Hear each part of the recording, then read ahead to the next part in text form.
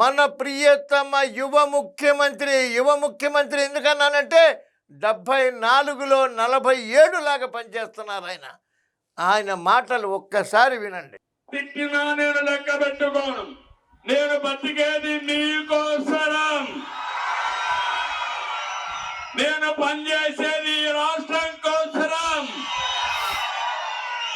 అనునిత్యం రోజుకి 16-18 గంటలు పనిచేస్తున్నానంటే నా రాష్ట్రం బాగుండాలి, నా ప్రజల జీవన ప్రమాణాలు బాగుండాలి. నా రాష్ట్ర జీవన ప్రమాణాలు బాగుండాలి. నా రాష్ట్రంలో ఎస్సీ, ఎస్టీ, బీసీ, కమ్మరి, కుమ్మరి, సాకలి, మంగలి పిల్లలు చదువుకోవాలి.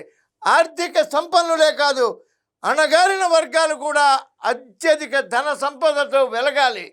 బీదవాడు ఉండకూడదు, వాళ్ళు కూడా చదువుకోవాలి, వాళ్ళు కూడా విదేశాలు వెళ్ళాలి. దానికోసం నేను 16 గంటలు పనిచేస్తున్నా. ఒక మనిషి తిడితే నాకు సంబంధం లేదు, నన్ను తిడితే తిట్టుకొని ఉండి తిట్లు గాలిలోకి పోతాయి. కానీ నా శ్రమంతా మీకోసమే. అని 74 ఏళ్ల వయసులో ఆయన అలా కష్టపడుతుంటే ఆయనకి మనకు మద్దతు ఇవ్వకపోతే మన మానవత్వం కాదు, మనం మనుషులమే కాదని అనుకోవాలి. ఇవాళ తెలుగుదేశంలో ఆయన ఈ కూటమిగా ఏర్పరిచి ఇవాళ చంద్రబాబు నాయుడు గారు పడుతున్న కష్టాన్ని ప్రతి మానవుడు గ్రహించాలి.